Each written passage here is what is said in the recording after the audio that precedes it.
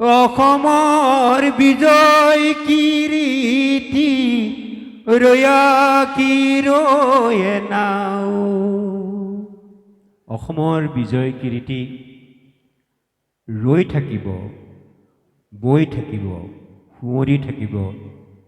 সেই ঐতিহ্য সুঁৱৰি কোনো চহা,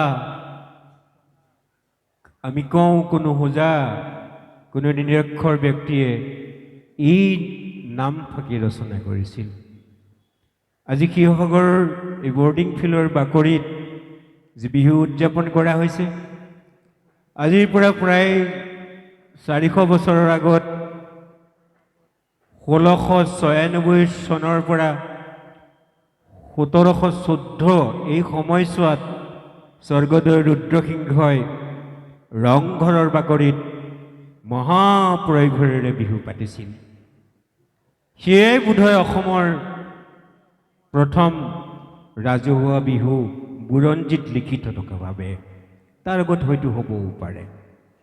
বুৰঞ্জীত লিখিত এই বিহু আজি অৰ্থাৎ পালোঁ দূৰদৰ্শনৰ মাধ্যমত।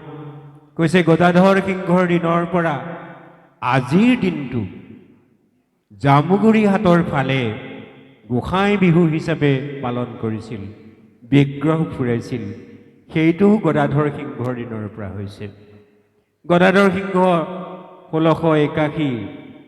তাৰ আগলৈ যদি আমি অলপ গুচি যাওঁ, 1523ত অসম বুৰঞ্জীত বিহুৰ কথাটো উল্লেখ আছে।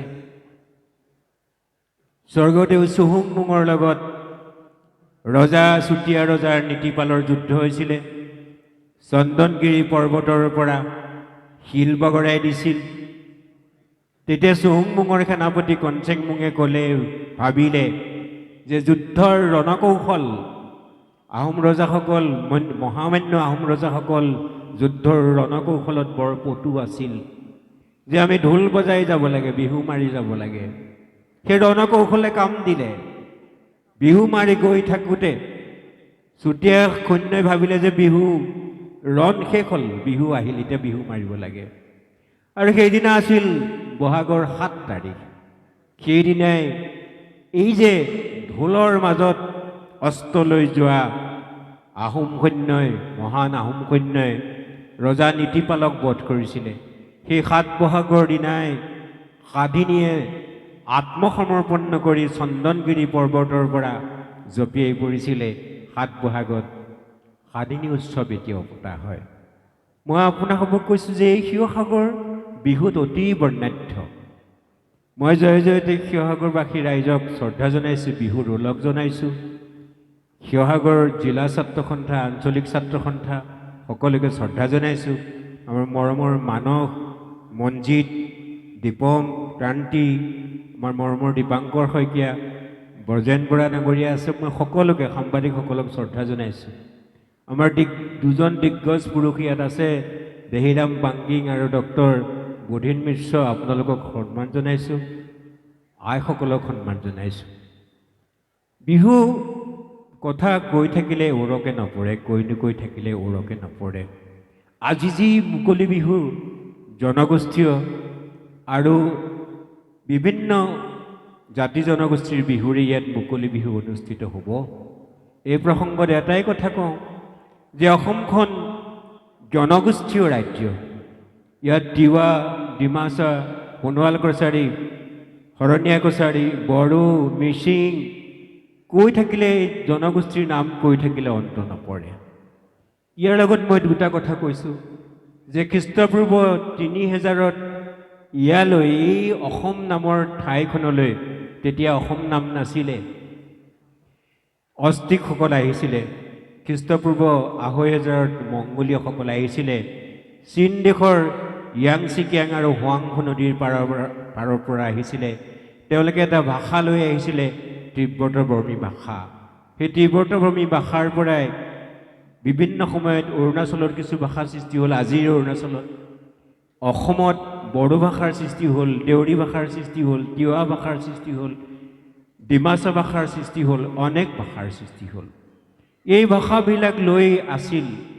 কিন্তু 1228ত মহামান্য চুকাফা যেতিয়া পাটকাই পাৰ হৈ অসমলৈ আহিলে তেতিয়া এই আহোমসকলে শাসন কৰা এই দেশখনক বাকী ৰজাবিলাকে দৰঙৰ ৰজাই কোচ ৰজাই ত্ৰিপুৰাৰ ৰজাই অসম বুলিছিলে আসাম বুলিছিলে এই অসম নামটো এই আহোম ৰজাসকল অহাৰ পিছতহে উৎপত্তি হৈছে বুলি লীলা গগৈ ডাঙৰীয়া নগেন শইকীয়া ইত্যাদিয়ে কৈছে আৰু এই অসম শব্দটোৰ পৰাই অসমীয়া শব্দটো হৈছে আপোনালোকে সকলোৱে জানে যে আমি যিটো ভাষা কৈ আছোঁ এই ভাষাটো বৰ বেছি পুৰণা নহয় এই ভাষাটো যোৱা বছৰ আমাৰ যেতিয়া ৰাষ্ট্ৰীয় ধ্ৰুপদীৰ স্বীকৃতি পাইছে তেতিয়া কৈছে ২৫০০ বছৰ হৈছে ২৫০০ বছৰ আগত ইয়ালৈ আৰ্যসকল আহিছিলে অসমলৈ কামৰূপৰ লগত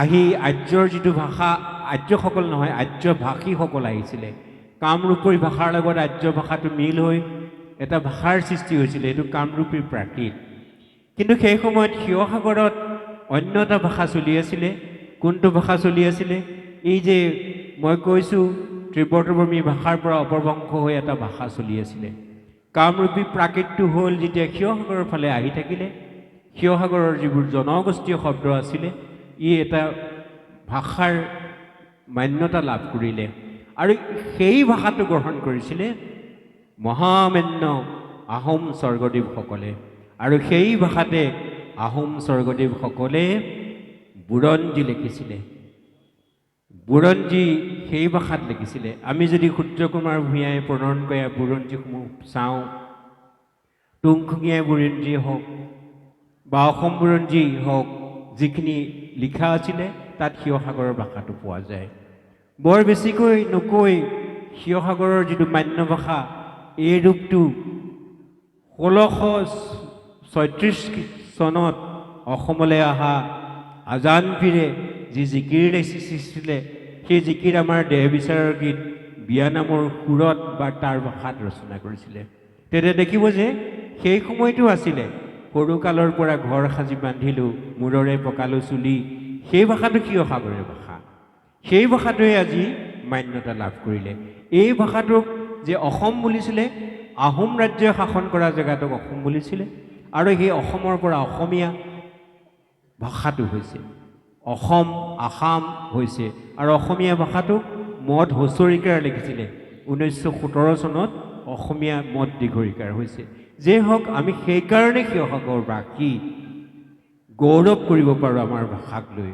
সেইকাৰণে শিৱসাগৰে অসমৰ বিহুক লৈ গৌৰৱ কৰিব পাৰে স্বৰ্গদেৱ ৰুদ্ৰসিংহই বিহুক মান্যতা দিছিল লীলা গগৈ কৈছে যে তেতিয়াৰ পৰাহে গৃহস্থৰ ঘৰলৈ হুঁচৰি গৈছিল গৃহস্থৰ ঘৰলৈ হুঁচৰি যোৱাৰ আজি ৪০০মান বছৰে ১৭ শতিকা ১৮ ১৯ ২০ শতিকা এতিয়া একবিংশ শতিকা কেনেকৈ গৈছিল বুলি লীলা গগৈ কৈছে যে ৰজাই যেতিয়া ৰংঘৰৰ বাকৰিত বিহু পাতিছিলে কিছুমান বিহুৰ দলক ৰজাৰ ঘৰলৈ নিমন্ত্ৰণ কৰিছিলে ৰজাই বিহুক মান্যতা প্ৰদৰ্শন কৰি সেৱা কৰিছিলে আৰু সেৱা কৰাৰ পিছত ৰজাই যেতিয়া মাতিলে বৰগোহাঁয়ে মাতিলে বৰগোহাঁয়ে যেতিয়া মাতিলে বুঢ়াগোহাঁয়ে মাতিলে তাৰপিছত বৰগোহাঁয়ে মাতিলে বৰপাত্ৰ গোহাঁয়ে মাতিলে বৰফুকনে মাতিলে হাজৰিকাই মাতিলে শইকীয়াই মাতিলে বৰাই মাতিলে এনেকৈ গোটেই সমাজখনলৈ ৰাজহুৱা বিহু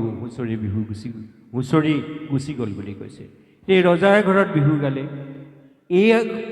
এই যে হুঁচৰি হ'ল হুঁচৰিৰ পৰা আহি আজি আমি মুকলিভাৱে বিহু পাতিবলৈ ল'লোঁ এই মুকলিকৈ বিহু পতাৰ কথাটো কেনেকৈ হ'বলৈ পালে যে ইংৰাজসকল অহাৰ লগে লগেই আমাৰ সমাজখন দুখন হৈ পৰিলে আগতে অকল কৃষিজীৱী সমাজখনহে আছিলে অকল খেতিহে কৰিছিলে আমি যে নিৰক্ষৰ চহা হোজা বুলি কৈছোঁ সেইকাৰণেহে নিৰক্ষৰ তেতিয়া স্কুল কলেজেই নাই মানুহ নিৰক্ষৰ নহয় কি হ'ব আমি যে হোজা বুলি কৈছোঁ কেনেকৈ হোজা হ'ব যে ইমানবোৰ চৰাই নাম দিছে ফুলৰ নাম দিছে চৰাই নাম ফুলৰ নাম এইবোৰ দিয়াৰ পিছতহে গীত ৰচনা হৈছে প্ৰথমে নামবোৰ দি লৈছিলে গছৰ নাম পাহাৰৰ নাম নদীৰ নাম এই নামবোৰ দি লৈছিলে এই নামবিলাক যদি চাওঁ নদীৰ নাম যদি চাওঁ ইয়াত আমি জনগোষ্ঠীয় শব্দই পাম দিহিং দিচাং এইবিলাক জনগোষ্ঠীয় শব্দই পাম যেই হওক এই যে মই আপোনালোকক কৈ আছোঁ যে নাম দিয়াৰ পিছত বিহু নাম ৰচনা হ'ল, যিটো ভাষাত ৰচনা হৈছে এইটো অসমীয়া ভাষা। এই যে ইংৰাজসকল আহিলে, অহাৰ পিছত কিছু ব্যক্তিয়ে বিহুৰ কথা খুব ভালকৈ লিখিলে। লক্ষ্মীনাথ বেজবৰুৱা শিৱসাগৰৰ খুব ভালকৈ লিখিলে। কিছুমান ব্যক্তিয়ে এনেকুৱা ধৰণে কৰিলে যে বিহুটো বন্ধ কৰি দিব লাগে, বেন কৰি দিব লাগে। বিহুটো বন্ধ কৰি দিলে 1898 চনত। মই ৰাজহুৱা স্থানলৈ কেনেকৈ আহিছে কৈছোঁ।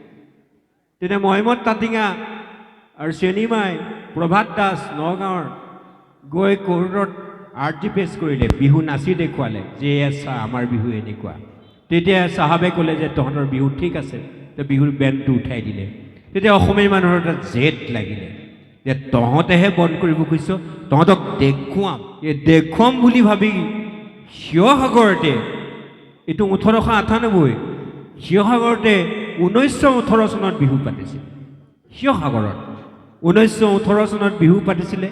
তাতে কোঁৱৰপুৰৰ গণেশ হাজৰিকাই বহাগ বিহুৰ প্ৰাকৃতিক চিত্ৰ বুলি ডাঙৰ এখন ৰচনা পাঠ কৰিছিলে। আজি যেনেকৈ মই ভাষণ দিছোঁ, তেওঁ ৰচনাখন পাঠ কৰিছিলে।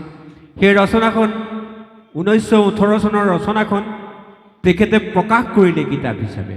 এতিয়া আকৌ কিতাপখন ওলাইছে, স্বৰ্ণলতা বৰুৱা আৰু চুতীয়াই আকৌ প্ৰকাশ কৰিছে, জয়ন্ত কুমাৰ বৰাই আকৌ কিতাপখন প্ৰকাশ কৰিছে।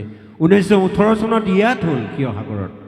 1922 চনত তেজপুৰীয়া অসমীয়া ভাষাৰ উন্নতি সাধনী সভাই ভাবিলে আমি পাতিম। 1922 চনৰ পৰা পাতিলে। 1933 চনত চতিয়াত আৰম্ভ হ'ল, তাৰ পৰা এতিয়ালৈকে চলি আছে। 1933 চনত, 1934 চনত গোটেই স্বাধীনতা সংগ্ৰামীখিনি লগ লাগি, চব স্বাধীনতা সংগ্ৰামী লগ লাগি গোলাঘাটৰ বেটিয়নিত বিহু পাতিলে। এনেকুৱা ৰাজহুৱা বিহু পাতিলে। মন কৰিব, যিসকলে পাতিছিলে সেইখিনি প্ৰায়খিনিয়ে স্বাধীনতা সংগ্ৰামী আছিলে। 1935 দেৰগাঁৱত পাতিলে, গোলাঘাটত দেখি। 1942 ইয়াত আকৌ পাতিলে, এই নাট্য মন্দিৰত পাতিলে। পৰাগ চলিহা আৰু মহেশ্বৰ নেওগ সম্পাদক আছিল। বিহগী কবি ৰঘুনাথ চৌধুৰী সভাপতি আছিল। 1942 চনত ইয়াত হ'ল। 1945 ঢিঙত হ'ল। 1950 ডিব্ৰুগড়ত হ'ল। জ্যোতিপ্ৰসাদ আগৰৱালা ডিব্ৰুগড়ৰ বিহু সন্মিলনত মুকলি সভাত সভাপতিত্ব কৰিছিলে। আপোনালোকে জ্যোতি ৰচনাৱলীখন যদি চায়, তাতে সেই চিঠিখন দেখিব। 1952 চনত যেতিয়া ৰাধা গোবিন্দ বৰুৱাই উপসভাপতিত্বত গুৱাহাটীৰ লতাশিলত কৰিলে, তেতিয়া গোটেই অসম ৰজনজনাই গ'ল। মই আপোনালোকক এইখিনি কথা কৈ আছোঁ যে মুকলিকে পাতিবলৈ কেনেকৈ আৰম্ভ কৰিলে। এই মুকলি বিহু শব্দটো প্ৰথম উচ্চাৰিত হৈছিলে জামুগুৰি ঘাটত 1935 চনত। 1935 চনত জামুগুৰি ঘাটৰ ৰাইজে প্ৰথম মুকলিকে বিহু পাতিছিলে। তাৰমানে চব আহিব পাৰে তালৈ, মুকলি চবৰ কাৰণে। কোনোবাই শালপুৰবাৰে আহি যায়, চব গাঁৱৰ মানুহবোৰ আহি মুকলিকে বিহু পাতিছিল। সেইটো 1935 চনৰ কথা। 1935 চনৰ পৰা জামুগুৰি ঘাটত এতিয়াও মুকলি বিহু পাতি আছে। জামুগুৰি ঘাট মুকলি বিহু পাতি আছে। তাত গজেন বৰুৱাৰ নিচিনা মানুহ আছিলে, তালৈ ভূপেন হাজৰিকা আহিছিলে। এই যে মই গজেন বৰুৱাৰ কথা কৈছোঁ, চিত্ৰশিল্পী গজেন বৰুৱাৰ কথা কৈছোঁ, গজেন বৰুৱালে জ্যোতিপ্ৰসাদ আগৰৱালাই এখন চিঠি দিছিলে। সেই চিঠিখন বাবুল দাসৰ জ্যোতিৰ সান্নিধ্যত নামৰ কিতাপখনত আছে। চিঠিখনত কি লিখা আছিলে কওঁ শুনক, বিহুৰ লগত সম্পৰ্ক কথাটো। কৈছে, মৰমৰ গজেন, তোমালোকে জয়মতী চিনেমাত আমাৰ বাৰীত পৰি, আমাৰ গান্ধৈত, ভঁৰালৈ গান্ধত পৰি থকা এলাগী জাপিটো ৰং দি হেঙুল হাইতালেৰে বোলাই সুন্দৰ কৰিলা। এতিয়া এই বিহুটো মানুহৰ ড্ৰয়িং ৰুমলৈ গ'ল। এই যে জাপিটো ৰং চং কৰিছিলে, সেই কামটো কৰা মানুহজন জ্যোতিপ্ৰসাদ। আৰু জাপিৰ নাচটো দি আৰম্ভ কৰিছিলে জয়মতীত জ্যোতিপ্ৰসাদে। পাছত বিহুলৈ জাপিটো গুচি আহিছে। ল'ব পায় নাপায় সেইটো বেলেগ কথা। মই আপোনালোকক এইখিনি কথা কৈছোঁ। আজি সদৌ অসম ছাত্ৰ সন্থাই কালি গুৱাহাটীত অতি বৰ্ণাঢ্যভাৱে মুকলি বিহু পাতিছে। সকলো জাতি জনগোষ্ঠী আহিছে। আমাৰ এই দেশখন জাতি জনগোষ্ঠীৰ দেশ। বিষ্ণুৰাভাই কোৱাৰ দৰে জাতি জনগোষ্ঠী আছে কাৰণেহে অসমীয়া জাতিটো আছে। উপনদীবিলাক আছে কাৰণেহে ব্ৰহ্মপুত্ৰখন আছে। উপনদীবোৰ যদি শুকাই যায়, ব্ৰহ্মপুত্ৰখন শুকাই যাব। জাতি জনগোষ্ঠীবিলাকক যদি আমি গুৰুত্ব নিদিওঁ, তেতিয়াহ'লে আমাৰ যিটো থাকিব লাগিব, যিটো অসমীয়া নামৰ সত্তা, সেই সত্তাটো ঘূণে ধৰিব। তেওঁ আকৌ মোৰ মনত পৰিছে যে আমি জাতিটো কেনেকৈ জীয়াই থাকিব লাগিব। ভূপেন হাজৰিকাই কোৱাৰ দৰে বিভেদ পৰিহৰি নিজ হাতে শ্ৰম কৰি, বিভেদ পৰিহৰি নিজ হাতে শ্ৰম কৰি দেশক নগঢ়িলে এই দেশ হ'ব নেকি। মই আপোনালোক সকলোকে এটা কথা অনুৰোধ জনাইছোঁ, আপোনালোক কেতিয়াবা গাঁৱলৈ তো যায়েই, গাঁৱলৈ যাওঁতে গাঁৱৰ দুখীয়া মানুহবিলাকৰ ঘৰবোৰ চাবচোন। দুখীয়া মানুহৰ ঘৰবিলাকৰ চবফালে জেওৰা জপনা একো নাথাকে। দুখীয়া মানুহৰ বাৰীবিলাকৰ ৰঙালাও কোমোৰা একো নাথাকে। যিবিলাক অলপ অলপ ধনী হৈছে দেখিব চবফালে জেওৰা জপনা আছে, বাৰীখনত কল আছে, নাৰিকল আছে, অমিতা হৈছে, জাতিলাও হৈছে, ফুল হৈছে, চব হৈছে। যে আমি যদি নিজে শ্ৰম নকৰোঁ, আমাৰ দেশখনৰ বাবে যিমানখিনি বস্তু লাগে, আমি পিন্ধি থকা, ভৰিত পিন্ধি থকা চেণ্ডেল, জোতা, আমি বহি থকা চকীখন, আমি কথা কোৱা মাইক্ৰফোনটো, আমি ফোনত কথা পতা চিম কাৰ্ডখন, আমাৰ ফোনটো, আমাৰ পাকঘৰত থকা প্ৰেছাৰ কুকাৰ, হেতা, বেলনা, কাপ, প্লেট, চামুচ একো অসমীয়া ল'ৰাই উৎপাদন নকৰে। জাতিটো জীয়াই থাকিবৰ বাবে এই বহাগৰ বিহুতে হাতত কামুৰি আমি শপত খাব লাগিব যে জাতিৰ বাবে যিমানখিনি লাগে আমি গোটেইখিনি নিজে উৎপাদন কৰিম। আৰু উৎপাদনশীল জাতি এটাহে সদায় জীয়াই থাকে। আমি জাতি মেটি ভেটি মাটিৰ কথা যেনেকৈ কওঁ, সেই জাতি মেটি ভেটি মাটি ৰাখিবলৈ ভূপেন হাজৰিকাই কোৱা কথাটো হয়। কোনটো? বিভেদ পৰিহৰি নিজ হাতে শ্ৰম কৰি দেশক নগঢ়িলে এই দেশ হ'ব নেকি। আৰু কি কৈছে? তিল তিল কত তিল, তিল পিঠা নাই, কুঁহিয়াৰ আছে তাত পেৰতাহে নাই, অসমীয়া আইৰে বৰ খুটা এলাহৰ ঘূণে খাইছে। আৰু এইবোৰ কথা যদি আমি সোঁৱৰাই দিওঁ, যে সোঁৱৰাই দিলেই লাগে জগৰ, দাং খাই উঠে দেখো বিহুৱা নগৰ। ঢোলৰ চেৱে চেৱে সুদা ভাত খাওঁ, ঢেকেচা খাওঁ, কিন্তু বছৰে বছৰে বাঢ়ি যাওঁ। মই শিৱসাগৰ জিলা ছাত্ৰ সন্থাক সাধুবাদ জনাইছোঁ, সকলো সদস্যক সাধুবাদ জনাইছোঁ, সকলো ৰাইজক সাধুবাদ জনাইছোঁ। জাতিটো জীয়াই থাকিবলৈ আমি বিহু পাতিমেই, বিহু নাম গামেই। বিহু ইমান বৰ্ণাঢ্য আৰু বৈচিত্ৰ যে ই এটা হায়াৰ ছেকেণ্ডেৰী কোৰ্চৰ বিষয় হ'বলৈ সক্ষম হৈছে। বিহুত নাম আছে, বিহুত নাচ আছে, বিহুত বিবিধ ঢোলৰ ছন্দ আছে। সেইখিনি আমাৰ নৱপ্ৰজন্মই আয়ত্ত কৰিছে। আটাইতকৈ সুখৰ কথা যে নৱপ্ৰজন্মই বিহু শিকাবৰ বাবে, নৱপ্ৰজন্মই, আমাৰ প্ৰজন্ম আগবাঢ়ি যোৱা নাই, নৱপ্ৰজন্মই বিহু শিকাবৰ বাবে অসমত প্ৰায় ৬-৭ হাজাৰমান কৰ্মশালা কৰিছে। এতিয়া যিসকলে নাচিবলৈ আহিছে সেইসকলে বিহু শিকি নাচিবলৈ অহা। আৰু আমি বিহু শিকিছিলোঁ চোতালত আনক চাই চাই। আনে কেনেকৈ ঢোল বজাইছে,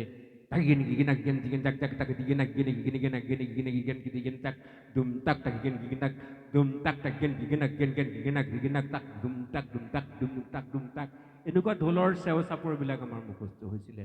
মই আপোনালোকক এইখিনিয়ে ক'লোঁ।